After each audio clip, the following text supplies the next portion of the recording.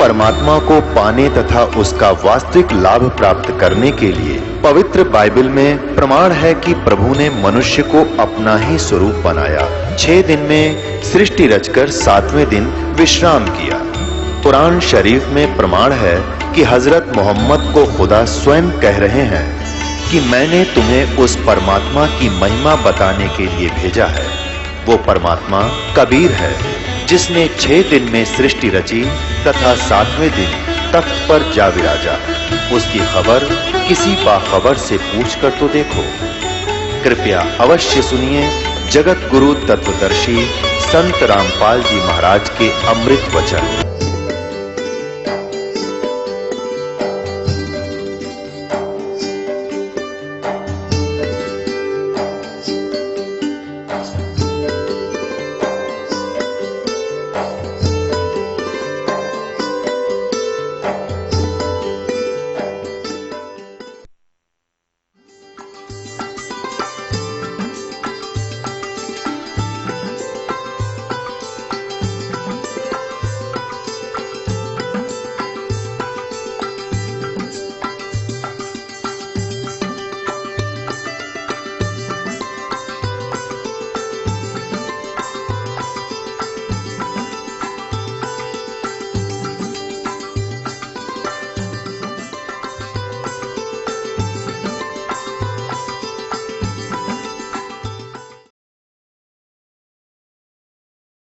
यानी तो हट करके बैठ गया तो बाहर से तो दिखाई देगा भक्ति कर रहा है, समाधि लगाने की चेष्टा कर रहा है, लेकिन ये मन किसी समय भी कोई ना कोई सोचे बिना ये रहता नहीं। अब इसके लिए कहा कि तू काम भी कर, भक्ति भी कर, इस कर्म इंद्रियों को लगाए रख, काम भी कर और भक्ति भी कर। ये देखिए अब कहते हैं जो इन कर्म इंद्रियों को जो रोक कर चिंतन करता है, और वो मिथ्याचारी और दम्भी यानी पाखंडी कहा जाता है कि कोई हट करके बैठता है, जैसे 2.5 घंटे सुबह 2.5 घंटे शाम, ये राधा स्वामी वाले और अन्य तकरीबन यह गुट्टी पे हुए सब ने, कहते ये पाखंडी लोग हैं, दम्भी हैं, ये साधना नहीं है भक्ति करने की। देखना 7वें में स्पष्ट कर दिया है कि किंतु अर्जुन, जो पुरुष मन से इंद्रियों को वश में करके और अनासक्त हुआ समस्त इंद्रियों द्वारा कर्म योग का आचरण करता है वही श्रेष्ठ है। यानी कर्म योग माने काम भी करता है और भक्ति भी करता है, वो श्रेष्ठ है। आगे देखो अब 3रे अध्याय के 8वें श्लोक में क्या कहा है। 8वें श्लोक में तू शास्त्र विहित कर्तव्य कर्म कर। शास्त्र विहित माने शास्त्रों में वर्णित वो साधना कर्तव्य कर्म कर जो कर्ण योग्य हैं क्रियाएं, क्योंकि कर्म ना करने की अपेक्षा है, यानी एक स्थान पर बैठ के हठ योग करने की अपेक्षा कर्म करना श्रेष्ठ है, तथा कर्म न करने से तेरा शरीर निर्वाह गुजारा भी तो नहीं सिद्ध होगा। हो गया सिद्ध। इस 8वें श्लोक में बिल्कुल स्पष्ट कर दिया है कि काम भी कर, यदि हट और शास्त्र अनुकूल साधना कर, और यदि काम छोड़ कर हठ योग करके बैठ गया तेरा पेट कैसे भरेगा। ये है वेद ज्ञान। और देखो 9वें में क्या कहा है। इसमें कहा कि ज्ञान यज्ञ के निमित्त किए जाने वाले कर्मों से अतिरिक्त, यानी यज्ञ माने धार्मिक अनुष्ठान भक्ति कर्म के अतिरिक्त किए जाने वाले कर्म अतिरिक्त दूसरे कर्मों में लगा हुआ ही यह मनुष्य समुदाय कर्मों से बंधता है। इसलिए अर्जुन आसक्ति से रहित होकर उस ज्ञान के निमित्त, तदार्थ मान उस ज्ञान के नहीं, उस परमात्मा पाने के निमित्त कर्तव्य कर्म कर। अब ये तो है वेद ज्ञान, क्योंकि सूक्ष्म वेद और यजुर्वेद ये दोनों प्रमाणित करते हैं कि नाम उठत नाम बैठत नाम सोत जागवे, नाम खाते नाम पीते नाम से ती लागवे। सूक्ष्म वेद। यजुर्वेद कहता है 40वें अध्याय का 15वां मंत्र, ये देखिएगा। यजुर्वेद ये देखिएगा यजुर्वेद, ये कहाँ से प्रकाशित है? प्रकाशक है सार्वदेशिक आर्य प्रतिनिधि सभा 2/5 महर्षि दानंद भवन, रामलीला मैदान, नई दिल्ली से। और यजुर्वेद आर्य भाषा भाष्य महर्षि द्वादश सरस्वती द्वारा इसका अनुवाद किया गया है और ये यहाँ से मुद्रित है। अब हम इसके 40वें अध्याय में चलते हैं। ये 40वां इसका अंतिम अध्याय है और ये लास्ट के ही मंत्र चल रहे हैं इसके अंदर। देखिएगा, ये है यजुर्वेद और 4400 यानी 40वां अध्याय 4400 और इसका मंत्र नंबर 15। हम संस्कृत भी पढ़ लेंगे जोड़ जाड़ का, हिंदी तो आवे अपन, यह देवनागरी लिपि है। वायुर अनिलम अमृतम अथेदम भस्मांतम शरीरम। ओम करतो समर किलबे समर और करतुम समर है 15वां श्लोक। इसका क्या अर्थ है?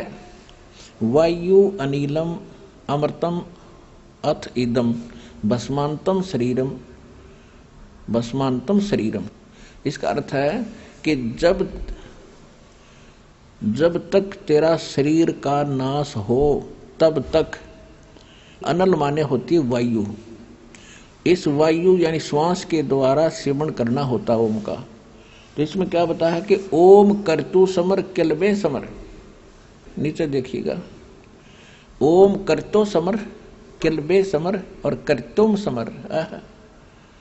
और देखिए इस अज्ञानी दानंद का अनुवाद दिखाऊंगा, क्योंकि इनको कोई ज्ञान नहीं था।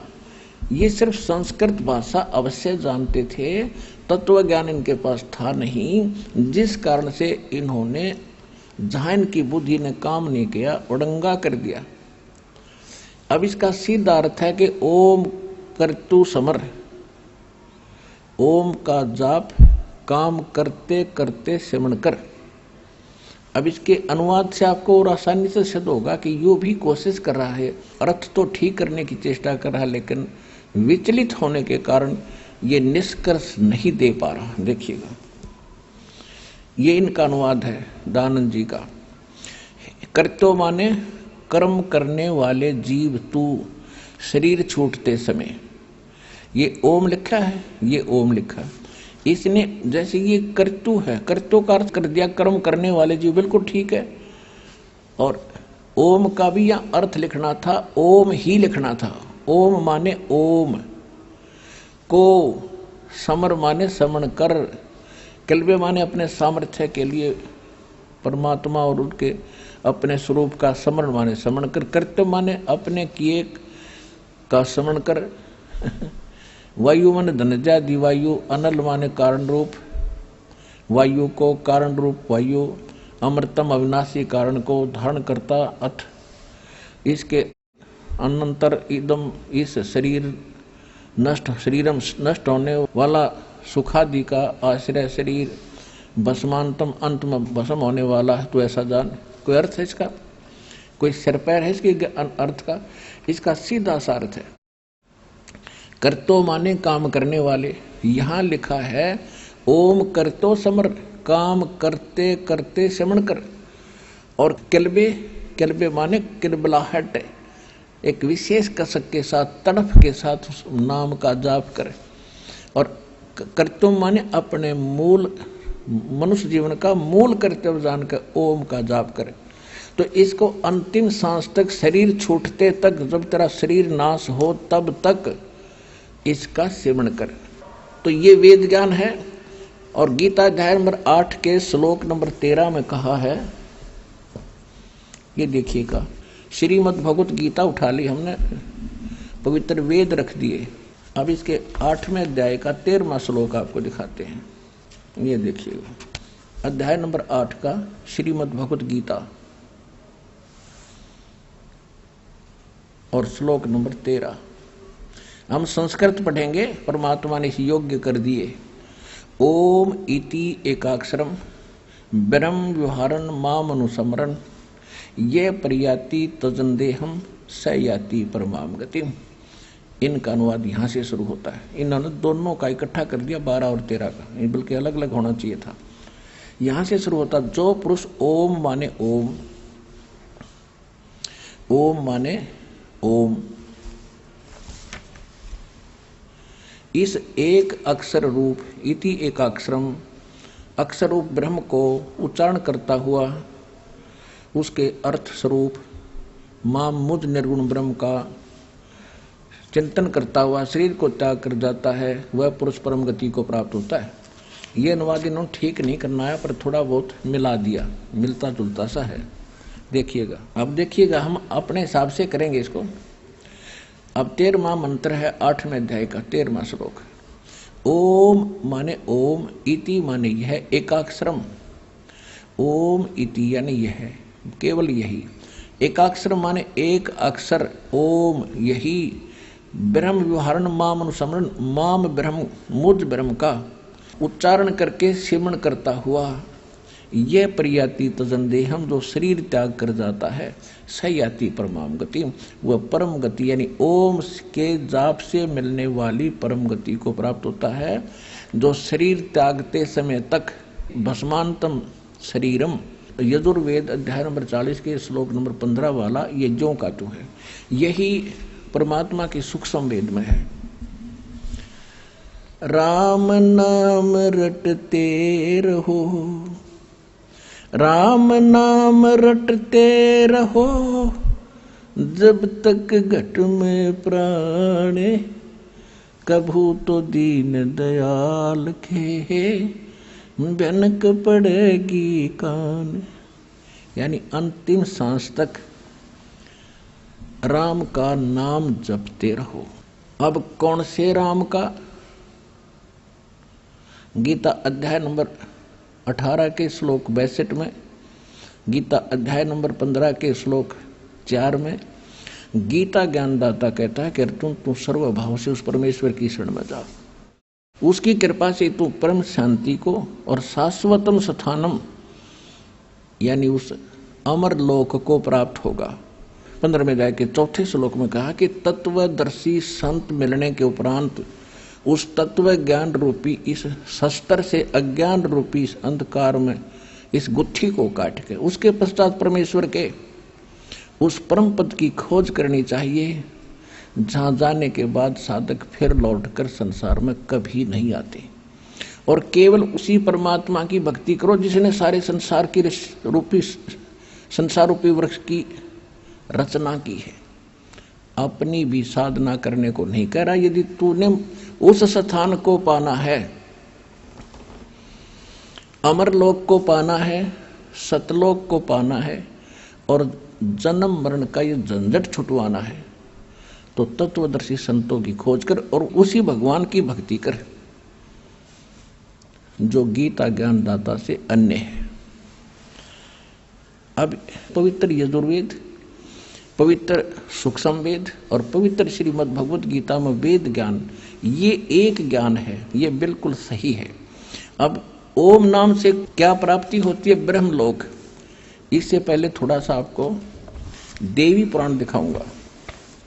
पुण्यात्माओं, आप जी ने बहुत दिन सुन लिए राम कृष्ण और सुदामा की कथाएं, वो तो अच्छी बात है। धार्मिक व्यक्तियों को कोई ना कोई सहारा चाहिए था, हम उसमें लगे रहे। लेकिन अब जब बच्चे सियाने हो जाएं तो वो बच्चे जो स्कूल में पढ़ते हैं वो आजीवन पहली का कायदा नहीं पढ़ना चाहिए उन्होंने। अगर सफलता पानी है तो आगे की क्लासेज भी अटेंड करनी पड़ेंगी। तो वो सतलोक आश्रम बरवाला में उसे आगे की पढ़ाई पढ़ाई जाती है, वो सुनिएगा। अब ओम नाम किसका है? ओम नाम से क्या प्राप्ति होती है ये देखिएगा। श्रीमद् देवी भागवत यानी श्री देवी पुराण गीता प्रेस गोरखपुर से प्रकाशित है। श्रीमद् देवी भागवत सचित्र मोटा टाइप, संक्षिप्त केवल हिंदी, संपादक हनुमान प्रसाद पोदार, चिमनलाल गोस्वामी, और ये यहां से प्रकाशित है। इसके मुद्रक और प्रकाशक हैं गीता प्रेस गोरखपुर।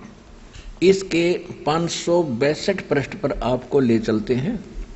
उसमें क्या वर्णन है कि देवी यानी दुर्गा जी हिमालय राजा को ज्ञान बता रही है और वो कह रही है कि आप मेरी भक्ति भी छोड़ दो, केवल ब्रह्म की पूजा करो। ब्रह्म की, उसका ओम नाम है।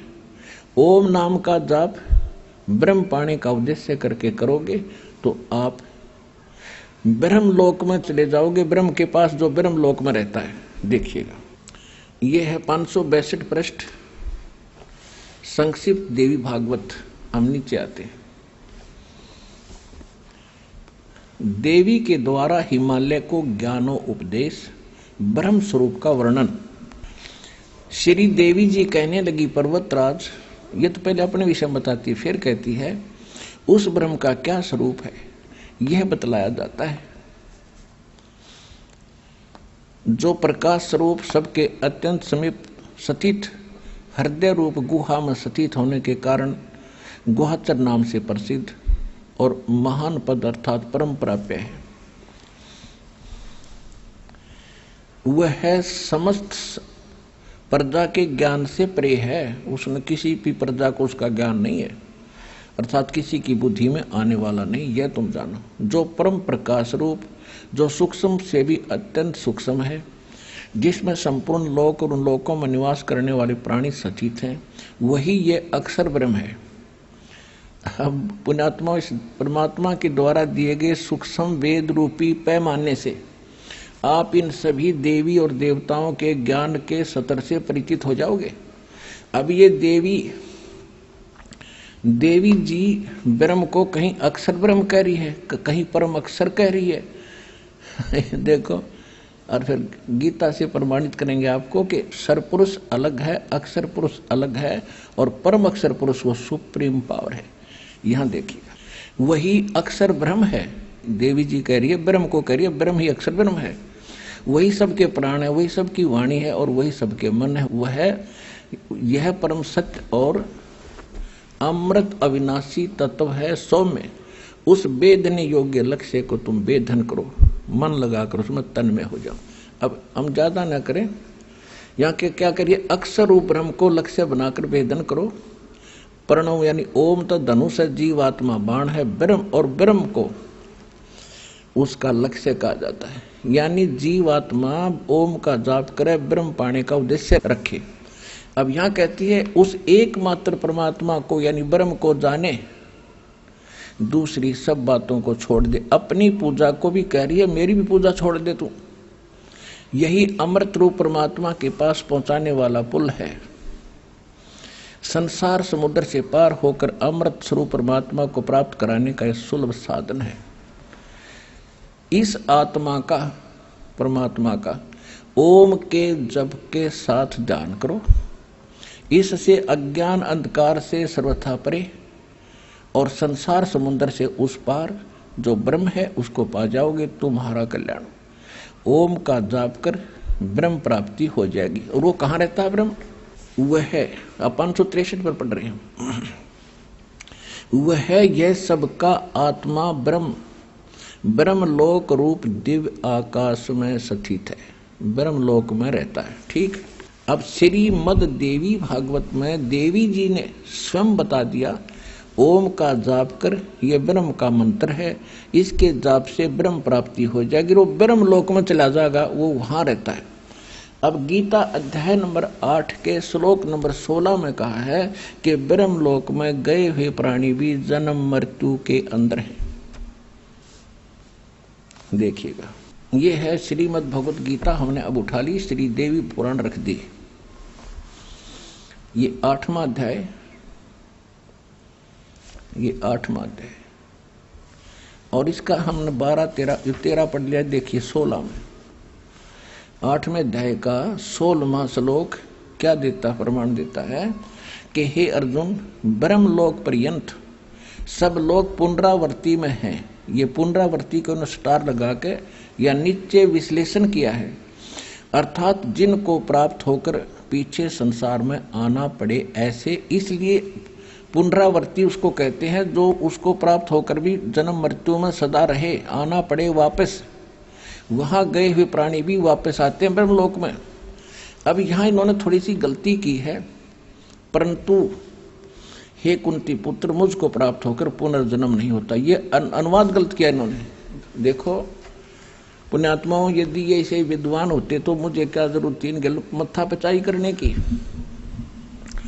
अगर हम इनके इस अनुवाद को श्रेष्ठ माने कि गीता ज्ञानदाता ब्रह्म ये कह रहा है कि मुझे प्राप्त होकर फिर किसी का जन्म मृत्यु नहीं होगा, तो गीता अध्याय नंबर 2 श्लोक नंबर 12, गीता अध्याय नंबर 4 के श्लोक 5 और 9, गीता अध्याय नंबर 10 के श्लोक नंबर 2, 3 गलत हो जाते हैं, जिनमें यह कहता है कि अर्जुन तेरे और मेरे बहुत जन्म हो चुके, तू नहीं जानता मैं जानता हूं। तो एक खाकनवाद इनका। इसका अर्थ यहां पर यह बनता है कि जो ये नहीं जानते अर्जुन, विद्यते माने विद धातु से बना है विद्यते, जो ये नहीं जानते, विद्यते माने नहीं जानते कि ब्रह्मलोक में गए हुए भी पुनरावर्ती में हैं, तो वो लोग मुझे प्राप्त होकर भी पुनर्जन्म को प्राप्त होते हैं। इसका सीधा अर्थ ये बनता है। इन्होंने गलत किया है। देखिएगा अध्याय नंबर 2 के और श्लोक नंबर 12 को आपको दिखाते हैं। ये देखिएगा, गीता अध्याय नंबर 2 और श्लोक नंबर ये 12। इसमें कहा कि अर्जुन, न तो ऐसा है कि मैं किसी काल में नहीं था, अथवा तू नहीं था, अथवा ये राजा लोग नहीं थे, और न ही ऐसा है कि इससे आगे हम सब नहीं रहेंगे। यानी तेरी मेरी, तू और मैं पहले भी जन्मे थे, आगे भी जन्मते रहेंगे। फिर देखिए अब चौथे अध्याय के 5 और 9 में, ये है श्रीमद् भगवत, ये है चौथा अध्याय और श्रीमद् भगवत गीता, श्रीमद् भगवत गीता और अध्याय चौथे अध्याय का 5वां श्लोक। अब यहां इसका अनुवाद है, हे प्रणतम अर्जुन, मेरे और तेरे बहुत से जन्म हो चुके हैं, उन सबको तू नहीं जानता किंतु मैं जानता हूं। अब देखिए 9 में क्या कहा है कि हे अर्जुन, मेरे जन्म और कर्म दिव्य माने अलौकिक हैं। इस प्रकार जो मनुष्य तत्व से जान लेता है वह शरीर को त्याग कर फिर जन्म को प्राप्त नहीं होता और मुझे ही प्राप्त होता है। अब यू क्या कहता है कि जो इसका सीधा सा अर्थ है कि अर्जुन तेरे और मेरे बहुत जन्म हो चुके हैं और मेरे जन्म और कर्म अलौकिक हैं, यानी और जो इनको नहीं जानता वो मुझे ही प्राप्त होता है, जो इस तत्व से परिचित नहीं है वो मुझे ही प्राप्त रहता है, और मेरे और तेरे जन्म मृत्यु बहुत होली है। सीधी सी बात है। अब 10वें अध्याय का 2 श्लोक कति कंसेप्ट क्लियर कर देगा। ये देखिएगा 10वां अध्याय श्रीमद् भगवत गीता, ये यहीं पर है। मेरी उत्पत्ति को प्रभाव माने जन्म को न देवता लोग जानते हैं और न महर्षि जानते हैं, क्योंकि मैं सब प्रकार से देवताओं का और महर्षियों का आदि कारण हूं। अब इससे क्या सिद्ध हो गया? गीता ज्ञान दाता ये ब्रह्म है, ज्योति निरंजन काल है, सर्वपुरुष है। इसका जन्म परमात्मा कबीर जी से हुआ। एक अंडे में उसके वचन शक्ति से एक आत्मा उसमें प्रवेश हुई, तब ये परमात्मा के वचन से इसका जन्म हुआ। और इस ज्योति निरंजन से और दुर्गा से ब्रह्मा विष्णु महेश और सब अन्य प्राणियों की उत्पत्ति हुई।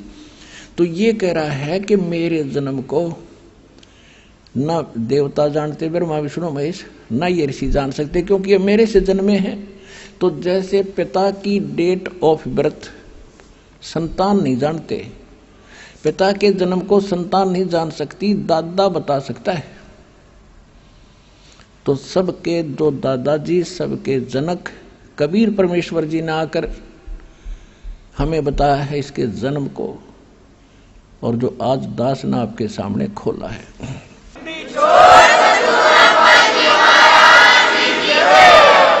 तो इससे सिद्ध हो गया कि गीता ज्ञान दाता का जन्म हुआ है और मृत्यु ये स्वीकार कर ही रहा है। तो गीता अध्याय नंबर 8 के श्लोक नंबर 16 में ये अनुवाद इन्होंने जो किया है वो बिल्कुल गलत किया है कि मुझे प्राप्त होकर फिर पुनर्जन्म नहीं होता और ब्रह्मलोक में गए हुए सबकी पुनरावृत्ति होती है। तो देवी भागवत में गीता पुराण उस देवी ने स्पष्ट कर ही दिया है कि ओम नाम का जाप कर ब्रह्म पाने का उद्देश्य रख, उसको पा जाओगे, तुम्हारा कल्याण हो, और वो ब्रह्मलोक में रहता है बस। तो ब्रह्म का जाप ओम मंत्र है, ब्रह्मलोक प्राप्ति है। गीता अध्याय नंबर 8 के श्लोक नंबर 16 ने स्पष्ट भी कर दिया है। देखिए गीता अध्याय नंबर 8 के श्लोक नंबर 16 में ये स्पष्ट हो गया है कि ब्रह्मलोक पर्यंत, ब्रह्मलोक तक गए हुए सब लोग पुनरावृत्ति में हैं, उनकी जन्म मृत्यु होती है। पुनरावृत्ति माने जिनको प्राप्त होकर पीछे संसार में आना पड़े, ऐसे उनको पुनरावृत्ति कहा है। यहाँ का है ना, परंतु हे कौंती पुत्र मुझको प्राप्त होकर पुनर्जन्म नहीं होता, ये गलत है। इसको देखिएगा, ये 16वां श्लोक संस्कृत देखें। आ ब्रह्म भुनाथ ब्रह्मलोक पर्यंत, लोका यानी सभी लोक, उसमें गए हुए पुनरावृत्ति न, वहां गए हुए सभी लोकों में, ब्रह्मलोक तक जितने लोक हैं सब में पुनरावृत्ति होती है, वहां गए हुए प्राणियों का जन्म मृत्यु होता है। अर्जुन माम उपेते तू कौनते पुनर्जन्म न विदते, इसका अर्थ है न विदते, जो ये नहीं जानते कि ब्रह्मलोक तक गए हुए सभी प्राणी पुनरावृत्ति में है, उस जो ये नहीं जानते अर्जुन माम उपेते, मुझे प्राप्त, तू माने मुझे प्राप्त होकर भी कौनते पुनर्जन्म, उनका पुनर्जन्म होता है। ये इसका यथार्थ अनुवाद है।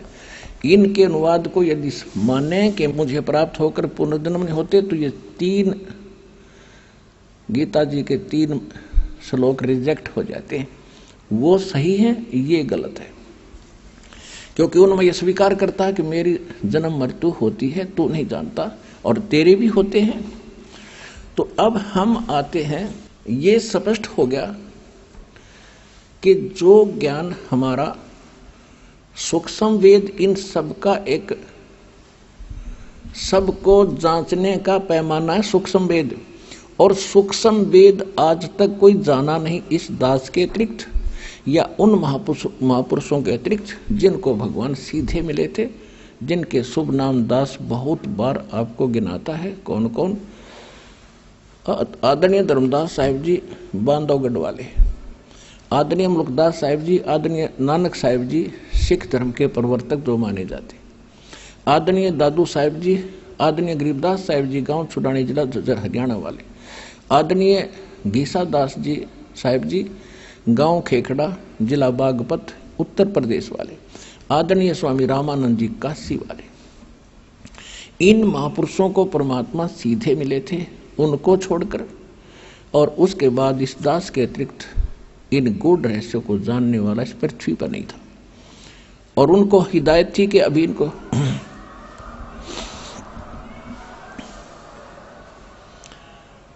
और उन महापुरुषों को सख्त हिदायत थी कि अभी ये सार्वजनिक ना करना। धर्मदास मेरी लाख दुहाई, ये सार शब्द की तबार न जाई, सार शब्द बाहर जो पढ़ी, बिचली पीढ़ी हंस न तरही। धर्मदास मेरी लाख दुहाई, ये मूल ज्ञान कहीं बार न जाई, मूल ज्ञान बाहर जो पढ़ी, बिचली पीढ़ी हंस नी तरही। मूल ज्ञान और सार नाम को तब तक छुपाई जब तक द्वादश पंथ ना मिट जाए। जब तक ये काल के सारे पंथ ना मिटे तब तक इसको छुपा के रखना। और बिचली पीढ़ी, यदि ये पहले सार्वजनिक हो गया तो मेरा दास आवेगा, वो कैसे भिन्नता बताएगा। तो सभी महापुरुषों को, नानक साहिब जी को भी यही कह दिया था कि इसको, इस मंत्र को भी किसी को मत बताना। अब ये तो स्पष्ट हुआ, ये प्रमाणित हुआ कि सूक्ष्म वेद वो तो कंप्लीट स्पिरिचुअल नॉलेज है। ये देखिएगा श्रीमद् भगवत गीता अध्याय नंबर 4 का श्लोक नंबर 32, इसको भी थोड़ा निर्णय करेंगे आज इसका। चौथे अध्याय का 34वां श्लोक, ये देखिएगा यजुर्वेद अध्याय नंबर 4 का और श्लोक नंबर 32। इसमें क्या लिखा है? एवं बहुविधा यज्ञा वितता ब्रह्मणे मुखे। यो ब्रह्मणे मुखे यहां गड़बड़ कर रखी इन्होंने अनुवाद में। कर्मजान विदितान सर्वान एवं ज्ञात्वा विमोक्षसे। इन्होंने अनुवाद कैसा किया है कि इस प्रकार और भी बहुत तरह के, यानी ये पहले जो बताए हैं 25 से लेकर ये 25 से लेकर 30 तक का जो ज्ञान पहले बताया इसने, ये चौथे अध्याय का चौथा अध्याय और 25वें श्लोक से इन्हें शुरू किया है कि दूसरे अपने माने कुछ दूसरे योगीजन देवताओं के पूजन रूपी यज्ञ माने धार्मिक अनुष्ठान, धार्मिक कार्यों का अनुष्ठान बलि भारती अनुष्ठान किया करते हैं। कुछ तो देवताओं की पूजा करते हैं और कुछ ब्रह्म अग्नि, ये परब्रह्म नहीं ब्रह्म की पूजा करते हैं, और कुछ आत्म यानी अपने आत्म चिंतन ही करते रहते हैं, और कुछ कान आदि इंद्रियों को रोक राख के संयम करके हठ योग करते हैं, कुछ हवन किया करते हैं, कुछ वैसे ही का सब शरीर में शब्द सुनते रहते हैं। और 27 में फिर कहा है कि दूसरे योगी जन इंद्रियों की संपूर्ण क्रियाओं को और प्राणों की समस्त क्रियाओं को ज्ञान से प्रकाशित आत्म संयम योग में अग्नि में हवन किया करते हैं। यानी कुछ ऐसे कहते हैं कि बस आंख बंद करके बैठ जा और सांस बाहर आओ उस पर ध्यान रख, अंदर जाओ उस पर ध्यान रख, ये उनकी साधना है। सांस पर ना ध्यान करेगा तब भी आ जा रहा है, सांस को तो सिमरण करना है उस मंत्र के साथ। तो यहां देखो 28 में क्या कहा है कि कुछ कई प्रकार के द्रव्य संबंधी यज्ञ करते हैं, जैसे भंडारे कर दिए, कांबड़ बांट दिए, कुछ तपस्या करते हैं, हठ योग करते हैं, और कुछ योग करते हैं केवल योग अभ्यास। जैसे कुछ ये देखो टीवी का ऊपर न पैर कर लिए, तले न सर घनी देर तक खड़े रहे, कोई पेट न घुमा घूम कति इससे काम लागे रहे, कुछ इससे भक्ति समझते हैं। अब आगे देखो चौथे अध्याय में हम 28वां पढ़ रहे हैं, यहां से योग रूप करते हैं। और कुछ अहिंसावादी तीक्ष्ण व्रतों से युक्त यत्नशील पुरुष स्वाध्याय रूप ज्ञान यज्ञ करते हैं। कुछ तो अहिंसावादी तीक्ष्ण व्रत, जैसे मुंह पर पट्टी बांध के नंगे पैरों घूमना, सूर्यास्त होने के बाद खाना नहीं खाना, इस तरह की ये जो करते हैं, कुछ तो ऐसा करते हैं। और कुछ स्वाध्याय करते हैं, गीता का पाठ कर लिया, वेदों के कुछ मंत्र पढ़ लिए, जप जी का जाप कर लिया। कहती सभी के सभी अपने और दूसरे कितने योगी जन अपान प्राणवायु को हवन करते हैं, यानी प्राण ये योगिक क्रिया करते हैं प्राणायाम आदि करके, और अपने आप को रिलैक्स महसूस कराते हैं, बस यही भक्ति है। तो ये प्राण वायु में अपान वायु को हवन करते हैं। और अन्य कितने ही नियमित आहार यानी अल्पाहार करते हैं, एक बार खाना खा लिया, सारा दिन में एक रोटी या केवल दूध पी लिया। प्राणायाम पुरुष प्राण और अपान की गति को रोककर प्राणों को प्राणों में ही हवन किया करते हैं, यानी सांस मद को देखते रहते हैं। और ये सभी साधक यज्ञों द्वारा पापों का नाश कर देने वाले, यज्ञों को जानने वाले हैं। इसका अर्थ ये है कि ये सभी जो क्रिया कर रहे हैं ये अपनी साधना को पाप नाशक जानते हैं, इसलिए कर रहे हैं। जब इनको पता चल जाएगा तो डरे ढो रहे हो तो कौन करेगा इनको? कोई भी जो साधना कर रहा है उसको सही मान रहा है तभी तो कर रहा है। अब आपको पता चला, आपने त्याग दी तुरंत, नहीं तो पहले आप इसी ने फाइनल मान रहे थे जैसी भी साधना कर रहे थे। इसका ये अर्थ है। अब 32वें श्लोक पर आते हैं हम, चौथे अध्याय के 32वें श्लोक देखिएगा। अध्याय नंबर 4 का अब श्लोक नंबर 32, इसमें कहा है कि इस प्रकार, इनका अनुवाद पढ़ते हैं, इस प्रकार और भी बहुत तरह के यज्ञ इन्होंने यहां गड़बड़ कर दी। ब्रह्मणे मुखे का अर्थ कर दिया वेद की वाणी में, नहीं, ये लिखना था सच्चिदानंद घन ब्रह्म की वाणी। मुख माने मुख कमल से जो बोलता है, ब्रह्मणे माने क्या है ये दिखा। अपना आत्मा गुरु बिन काहू न पाया ज्ञाना, जो थोथा भूस छड़े मूड किसाना। गुरु बिन वेद पढ़े जो प्राणी, समझन सारे रहे अज्ञानी। ये सारे अज्ञानी थे, किसी को भी कख पता नहीं था अध्यात्म मार्ग का, और बने बैठे थे महर्षि मुंडलेश्वर आचार्य और शंकराचार्य। अपना जीवन नाश कराया, हमारे पूर्वज डबो दिए, भूत बनवा दिए।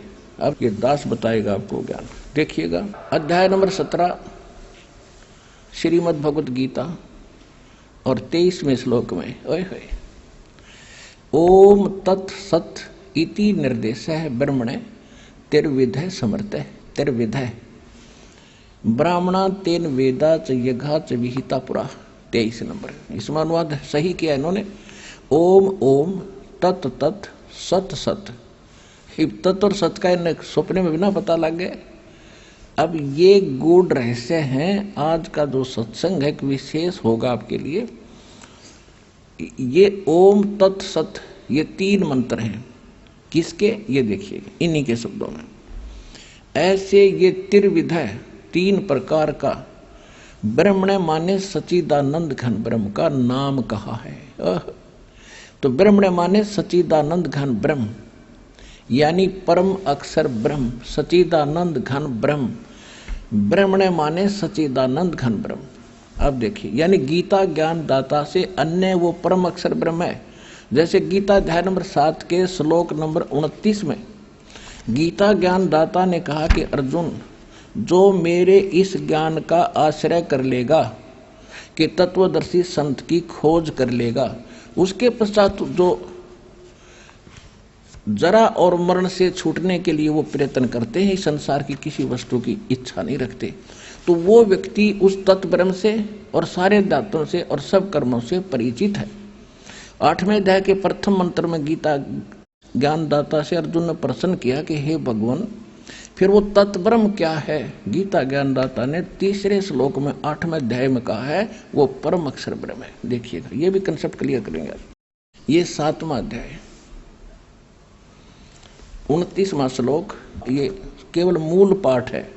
इसमें लिखा है कि जरा मरण मोक्षाय, जरा माने वृद्धावस्था, मरण माने मृत्यु, मोक्षाय माने मोक्ष के लिए माम आश्रिता यतंती ते, मेरा इस ज्ञान का आश्रय कर लेते हैं कि तत्वदर्शी संत को खोज ले। उसके खोजने के बाद ये ते जो खोज लेते, ते माने वे ब्रह्म तत्विदु, तत्व ब्रह्म माने उस ब्रह्म को जानते हैं। कर्षणम अध्यात्म कर्म च अखिलम, के सारे अध्यात्म को और सभी कर्मों से वो परिचित हैं। अब इनका अनुवाद देखते हैं। जो मेरे शरण होकर जरा और मरण से छूटने के लिए यत्न करते हैं। यह जरा मान लिखना था वृद्ध अवस्था का कहर, बुढ़ापे के दुख से और मृत्यु के दुख से छूटने के लिए जो प्रयत्न करते हैं, वे ते माने वो व्यक्ति, तत् ब्रह्म, तत् ब्रह्म, तत् माने उस, ब्रह्म माने ब्रह्म यानी काल को, संपूर्ण अध्यात्म को और तथा संपूर्ण कर्मों को जानते हैं। अब यहाँ अर्जुन ने पूछा, 8वां अध्याय सामने है, बिल्कुल एक श्लोक और बीच में है 30वां। इसमें कोई विशेष नहीं कहा कि जो मुझे जानते हैं वो मुझे ही प्राप्त होते हैं, बस अंतकाल में मुझे ही जानते हैं और मुझे ही जानते हैं, बस मेरे तक ही उनकी बुद्धि सीमित है। फिर यहाँ 8वें अध्याय के प्रथम मंत्र में अर्जुन ने पूछा, किम तत्ब्रह्म किम अध्यात्म किम कर्म पुरुषोत्तम अधिभूत च किम प्रोक्तम अधिदेवम किम उच्यते। वह तत्व ब्रह्म क्या है? इसका उत्तर अध्याय नंबर 8 के और श्लोक नंबर इस 3 में दिया है। वह परम अक्षर ब्रह्म है।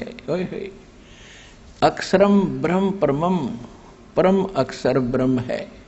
अपुण्यात्माओं, आपकी PhD करवा दूंगा और अंगुलियां पर नोट करवा दूंगा सारे शास्त्रों के श्लोक मंत्र, चाहे ब्रह्मा जी और विष्णु आ जियो आपके सामने, चाहे शिव जी आ जियो, सबके ज्ञान में परास्त कर दोगे उनको।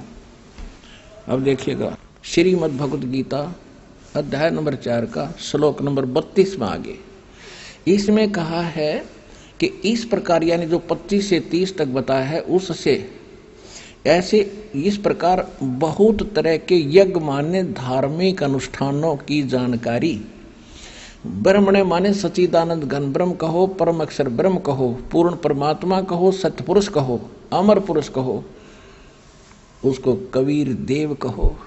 वो कबीर परमात्मा सह शरीर सतलोक से चलकर आता, ये वेद बताते हैं कि अपने मुख कमल से वो कवियों की तरह आचरण करता हुआ अपने तत्व ज्ञान का प्रचार करते हैं। वो तत्व ज्ञान है, वो सूक्ष्म वेद है, वो सच्चिदानंद घन ब्रह्म की वाणी है, वो कबीर वाणी है जो भगवान खुद बोलते हैं अपने मुख से।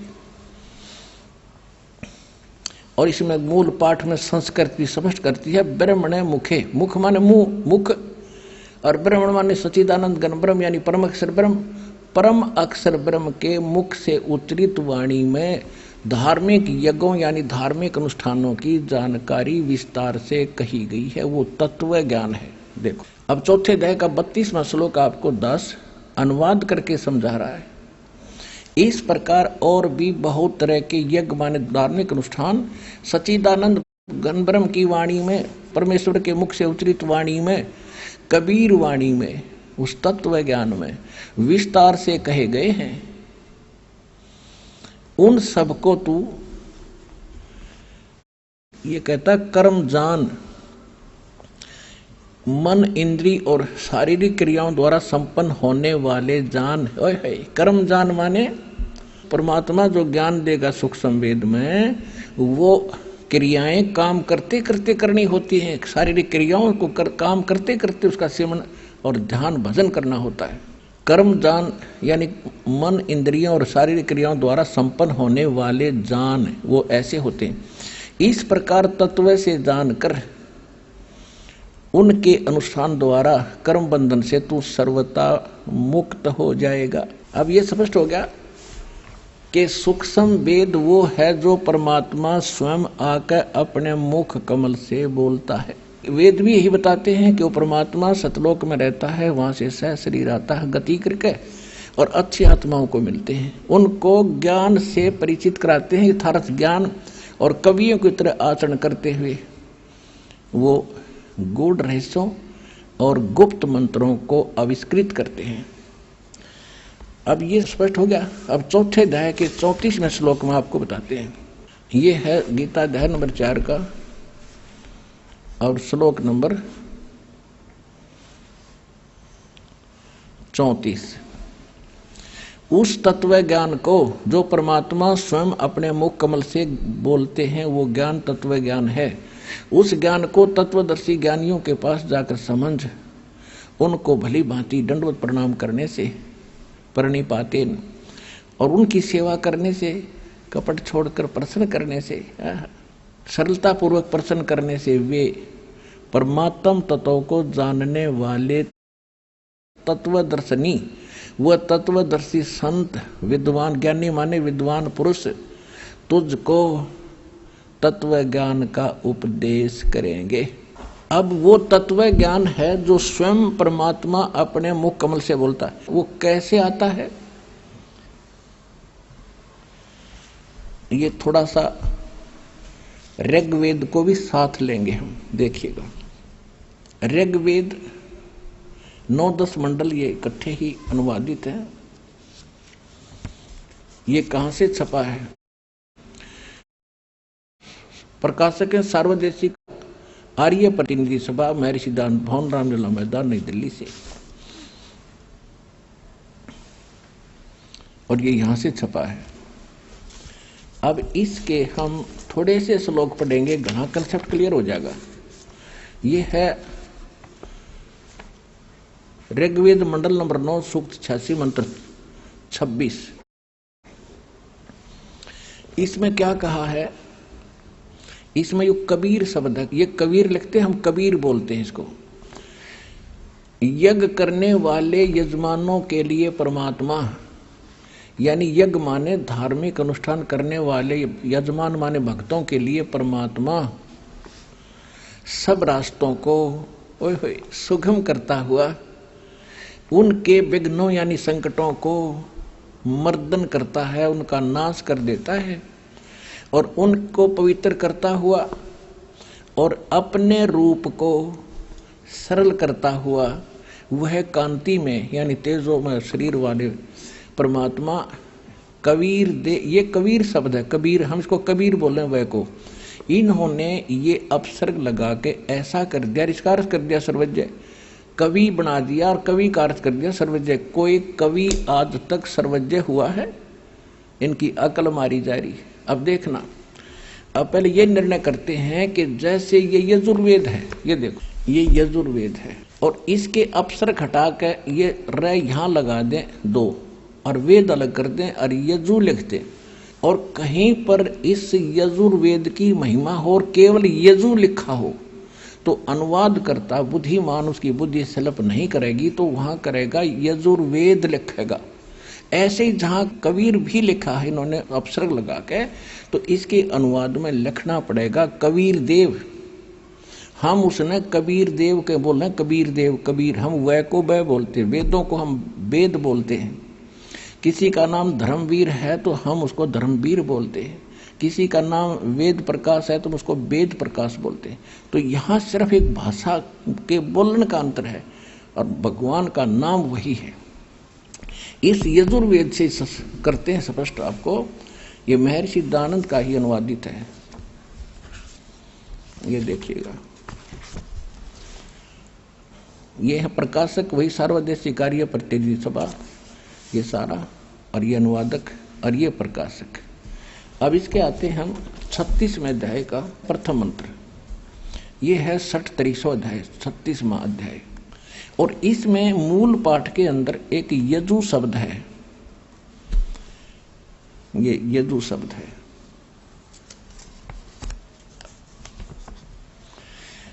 रच्चम वाचम परपदे मनो यजु परपदे, ये यजु शब्द है ओनली, ये यजुर्वेद की महिमा है यहाँ पर। तो यहाँ पर इस महर्षि दानंद ने ठीक अनुवाद कर दिया। यहाँ देखो ये इसी का अनुवाद है, ये लिखता है वाणी की प्रेरणा को प्राप्त हो मनन करने वाले अंतःकरण के तुल्य यजु माने यजुर्वेद को प्राप्त हो। तो यहाँ यजुर्वेद की महिमा थी, बेशक यजु लिखा था तो इन्होंने यजुर्वेद लिखना पड़ा। अगर यजु भी लिखा है तो ये अंडरस्टूड है कि उसको समझाने के लिए यजुर्वेद लिखना पड़ेगा कि यजुर्वेद के विषय में कहा जा रहा है। ठीक इसी प्रकार अब हम फिर आते हैं इस ऋग्वेद, इस ऋग्वेद के ऊपर। ये भी ये वहीं से प्रकाशित, आपको ये यहाँ से, ये इसके प्रकाशक हैं वही जो, और ये यहाँ से ये प्रकाशित है। अब हम ऋग्वेद मंडल नंबर 9 सूक्त 86 का मंत्र 26 फिर पढ़ेंगे। ये देखो 26, यज्ञ करने वाले यजमान माने भक्तों के लिए, यज्ञ माने धार्मिक अनुष्ठान यानी भक्ति करने वाले भक्तों के लिए परमात्मा सब रास्तों को सुगम करता है हुआ उनके विघ्नों यानी संकटों का नाश करता है, मर्दन करता है और उनको पवित्र करता हुआ और अपने रूप को सरल करता हुआ। परमात्मा का वहाँ सतलोक में शरीर की शोभा इतनी है, एक रोम में, एक बाल में, रोमकूप में करोड़ सूर्य मिला दे, करोड़ चंद्रमा, इतना नूर है। और पूरी बॉडी का कितना हो गया, मनुष्य दृश्य है परमात्मा। तो अगर वो एज इट इज यहाँ आ जाता, हमारी आंखें बंद हो जाए, हम देख नहीं सकते। तो अपने उस रूप को हल्का तेज पुंज का सरल करके और सिंपल बना कर आते हैं। और यही गरीबदास जी कहते हैं, तेज पुंज तन दे धर के इस विध हमको भेंट ही, इस तरह हमें मिलते हैं। अब देखिएगा, अपने रूप को और सरल करता हुआ वह कांति में माने तेजों में शरीर वाले परमात्मा कबीर देव, यहाँ हम इसको करेंगे कबीर देव, कबीर साहब, ये कबीर परमात्मा, कबीर देव लिखेंगे हम इसको, नोट सर्वज जय। वो कबीर देव यानी कबीर साहब विद्युत के समान क्रीड़ा करता हुआ यानी बिजली जैसी गति से वर्णीय माने वर्णीय पुरुषों को प्राप्त होता है। वर्णीय माने अच्छी आत्माओं को, आदरणीय श्रेष्ठ आत्माओं को वो परमात्मा आकर मिलता है। और वो कहाँ रहता है? देखो, यही ऋग्वेद मंडल नंबर 9 सूक्त 86 के मंत्र 27 में स्पष्ट है कि जो परमात्मा ध्रुवलोक के यानी सतलोक के तीसरे पृष्ठ पर विराजमान है, ओहो वहां बैठा है वो परमात्मा, साकार है। आगे देखो, अब दिखाते हैं इसी ऋग्वेद मंडल नंबर 9 सूक्त 82 का 82 का, ये देखिएगा ऋग्वेद मंडल नंबर 9 सूक्त 82 और मंत्र नंबर 1 यहां पर है। इसमें कहा है कि जो सर्व उत्पादक प्रभु, सोम माने सबका उत्पादक परमात्मा, प्रकाश रूप सद्गुणों की वृष्टि करने वाला और पापों का हरण करने वाला, सब पापों का नाश करने वाला है, वह है राजेव। राजेव माने राजा के समान, राजा के समान राजेव। ये यहाँ राजेव है, राजेव राजा के। यहाँ देख लो 269 पृष्ठ पे, और ये दिखाएंगे 270 पृष्ठ पे। कोई जो ना कहे दे पृष्ठ गुना बदल गए होंगे। 270 पृष्ठ पे राजेव माने राजा के समान। ओए होए, राजा के समान दर्शनीय है, वो देखण में राजा की तरह है, सिंहासन पर बैठा है। आपने परमात्मा के द्वारा बताई हुई वाणी से धर्मदास जी ऊपर देख कर आए थे, वो कल आपने एक सत्संग में सुना भी था कि वहां परमात्मा का एक सिंहासन है, सिंहासन पर परमात्मा विराजमान है, उसके सिर पर मुकुट है। यही गरीबदास जी कहते हैं, अर्श कुर्स पर, आसमान के अंतिम छोर पर अर्श कुर्स पर सफेद गुंबद है जहां परमेश्वर का डेरा। कहते सवेत चक्र शर मुकुट विराज, ऊपर छतर, सवेत छतर शर मुकुट विराज और देखत ना उस चेहरे दो। ये निराकार निराकार कह बकवास कर रहे हैं कि तुमने साधना ठीक मिली नहीं, भगवान वो दिखाई दिया नहीं जिसके सिर पर सफेद छत्र है, सिर पर मुकुट है और सिंहासन पर विराजमान है। यही वेद बता रहे कि वो परमात्मा देखने में राजा के समान है, राजा की तरह बैठा हुआ मुकुट माकुट पहनकर, वो देखने में राजा के समान दर्शनीय माने देखने जो के देखने में उस प्रकार है। और वह है पृथ्वी आदि लोक लोकांतरों के चारों ओर शब्दमान हो रहा है। वह वर्णीय पुरुष को, वर्णीय माने अच्छी आत्मा को, श्रेष्ठ व्यक्ति को, जो दृढ़ भक्त है, ओए होए, जो दृढ़ भक्त है उसको पवित्र करता हुआ मिलता है, उसको आकर मिलता है। और जिस प्रकार विद्युत स्नेह वाले स्थानों को आधार बनाकर प्राप्त होता है, ओए होए। अब देखियो कितना स्पष्ट कर दिया वेद ने कि जैसे वो परमात्मा कबीर देव, वो सबकी रचना करने वाला, पाप नाश करने वाला वो परमात्मा राजा के समान देखने में मनुष्य दृश्य है। बहन जी नमस्कार। नमस्कार ससाइब। बहन जी क्या शुभ नाम है आप जी का? चंद्रकला। बहन जी कहाँ से आए आप? कोटा राजस्थान से, खेड़ा रसूलपुर गांव है हमारा। बहन जी परम संत सतगुरु रामपाल जी महाराज से नाम उपदेश लेने से पहले आप कौन सी भक्ति करते थे?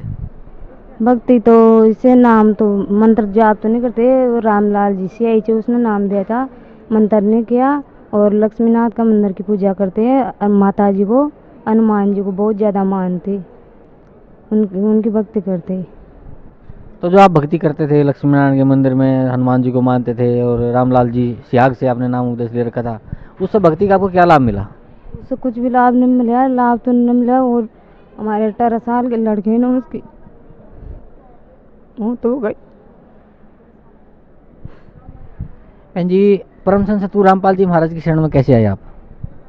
हमारी लड़की ने टीवी देख रही, साधना चैनल पर जी ऐसे देखती हो, उन्हें देखते देखते परमात्मा को प्रोग्राम आयु ना, तो उन्हें ब्रह्मा जी का पिता को ने, विष्णु जी की माता को, शंकर का दादा को से देखकर उनके लगाने परमात्मा जी, उनकी मम्मी देख तो क्या आ रहा है, कभी नहीं सुना आपने, कभी देखा कौन? तो उन्हें की मन की क्या है, उन्हें देखा तो कैसे आ रहा है, तो देखे हम देखते रहे, 1-2 दिन देखते रहे। फिर हमारी टीवी खराब होगी, तो टीवी खराब होगी तो बच्चा पढ़ता है ना, रात को ज्ञान नहीं है तो कौन छो। तो फिर मन देखते देखते टीवी खराब होगी तो इसे न देखे को बच्चा पढ़ रहा है और रहने दे।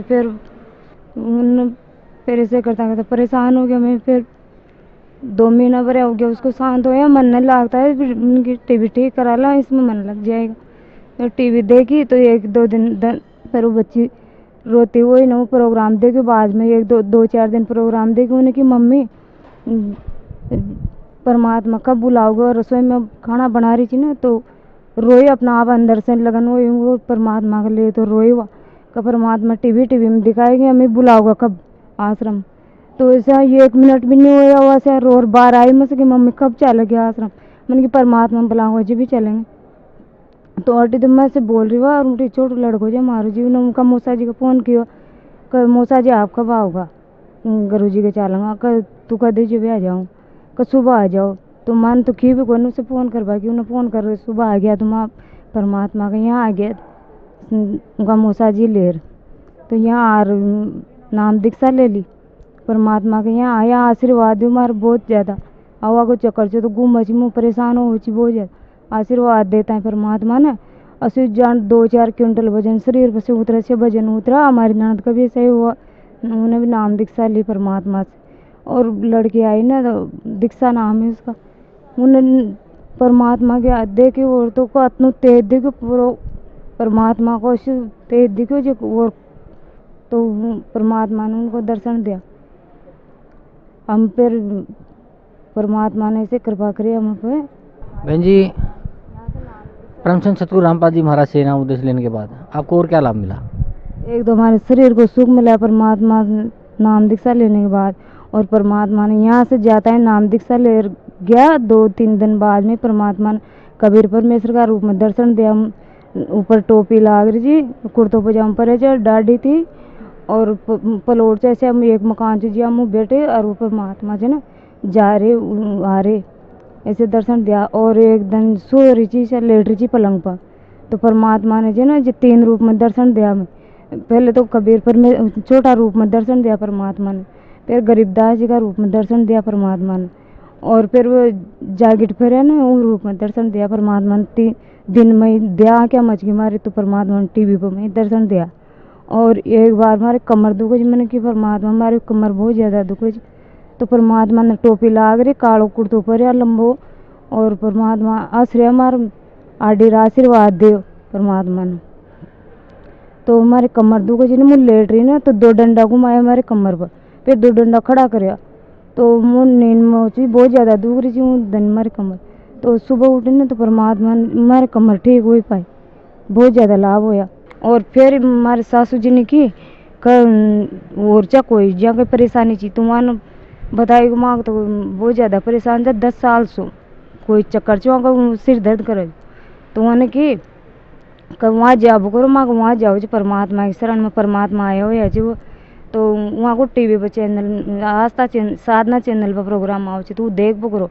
वहाँ ने देखो 1-2 दिन देखता है कि मार तो सिर दर्द होगी, CT स्कैन करवा कर लेगा जा रहा है जो CT स्कैन कराऊंगा कि मारे माथा दर्द करे। तो प्रोग्राम देखता है वो 4-5 घर पर आ गया, तो खब चा लगा मान के माता रात आए जो वहाँ से प्रोग्राम देकर सत्संग में से।